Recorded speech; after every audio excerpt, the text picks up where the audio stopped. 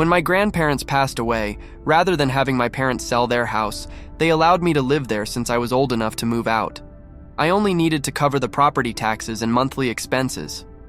At first, I really enjoyed living alone. I could invite anyone over whenever I wanted. However, it quickly became lonely, so I decided to adopt a 3-year-old German Shepherd named Potter, named after Harry Potter. Potter is a calm and gentle dog who rarely barks, only when he feels threatened or is playing with other dogs. The day after I adopted him, I bought him a dog bed and placed it next to mine. After bringing Potter home, I always left the bedroom door open so he could get water at night if he was thirsty.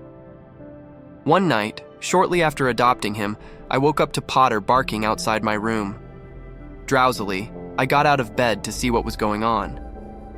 As I rubbed my eyes and walked down the hallway, I saw Potter barking and clawing at the basement door. I was terrified. Usually I would call my dad for help, but now it was up to me. I hesitated, wondering if I should take Potter with me.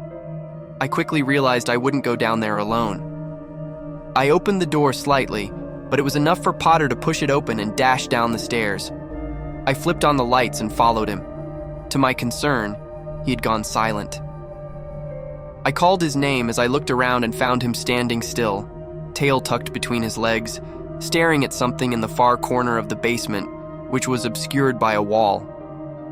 As I approached him, his tail began to rise slightly. I then noticed he was fixated on a closet door.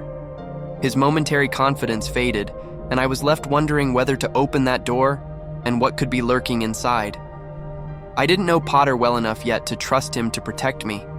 So instead of confronting the closet, I took him by the collar and led him back upstairs.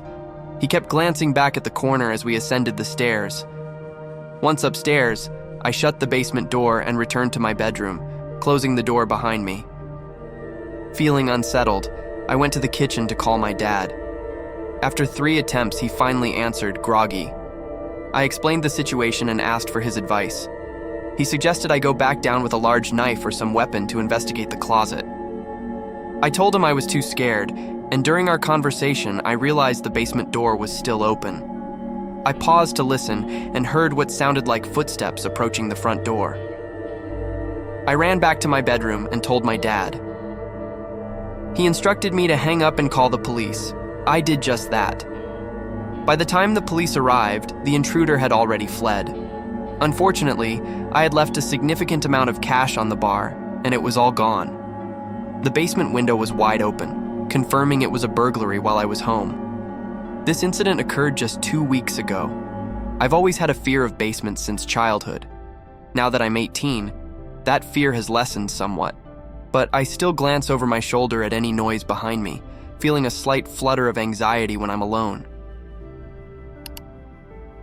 On a cold Friday night, I was home alone and decided to play video games in the basement, where our biggest TV is located. I was playing Fortnite with friends, fully immersed in the game. Despite the loud sound effects through my headphones, I heard a noise behind me, a distinct thud. I took off my headphones and looked around the cluttered basement. The basement is vast, but also messy. I didn't feel the need to investigate further, even though I found the noise unsettling. I tried to focus on my game, but the noise kept nagging at me. I removed my headphones to better hear my surroundings. Shortly after, I heard a sudden metallic clank that echoed through the room. In shock, I turned off the game console. This sound felt intentional, as if someone or something was in the basement. I cautiously approached the source of the noise, a large metal air vent in the corner. As I stared at it, dread washed over me. Suddenly, a hand reached out from the vent and waved me over. A deep, raspy voice said, "Come here, I need help." I didn't run immediately. Instead, I slowly backed away, mouth agape, still staring at the vent. The hand gripped the vent and began shaking, trying to break free. I screamed, "I'm calling the cops!" But the shaking didn't stop.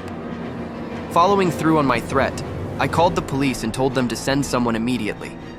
The operator instructed me to find a room upstairs, grab a weapon, lock the door, and hide. I was terrified, and the fear intensified when I heard the front door burst open, followed by a maniacal scream. "Where are you? I'm going to kill you!"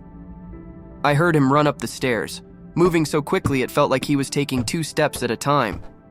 When he tried the doorknob and began pounding on the door, I saw it buckle slightly. I thought he would break it down, so I decided to escape through the window. I think he heard me because the banging suddenly stopped. I jumped out the window into the bushes below. By a stroke of luck, a police car pulled up just as I landed. I ran into the officer's arms, begging them to go inside and apprehend the man. They told me to wait in the police car, locking the doors while they entered the house with their weapons drawn.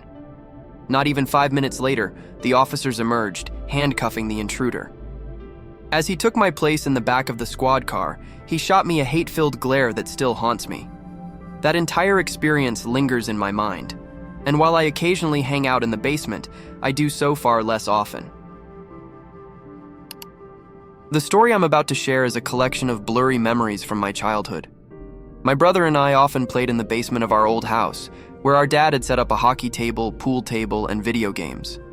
We typically played on an Xbox system, but at some point, I can't recall when, we began hearing strange noises coming from the boiler laundry room.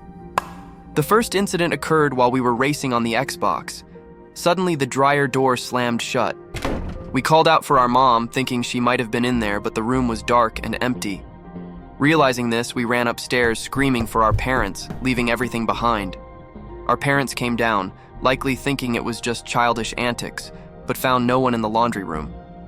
A few months later, I was awake late one night and walked to the kitchen, passing the basement door. I heard the TV turn on, a large box TV that made a distinct clicking sound. I called for my family, but no one answered. When I told my parents, they were upset for waking them. My dad went downstairs to turn off the TV and explained that it was just a glitchy set. There were a few other suspicious occurrences afterward, but the most terrifying experience happened just days before we were set to move to our new house. Almost everything had already been moved, but our parents let us keep the TV and video games until the last few days. While playing video games, I felt something hit me in the back of the head. Initially, I thought it was my brother, but then I saw a red ball bouncing on the ground behind the couch.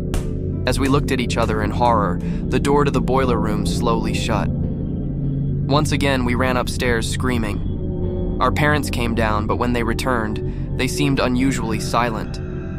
They told us to go to our rooms. A little while later, a police car arrived, but our parents wouldn't let us leave our rooms or explain what had happened until we moved. Apparently, my dad had tried to open the boiler room door, but something was holding it shut, or perhaps pulling it closed. Even after all these years, I can still sense the fear in my dad's voice when he explained it. I don't believe in ghosts, but to this day, I still don't know what to make of the events that transpired in that basement.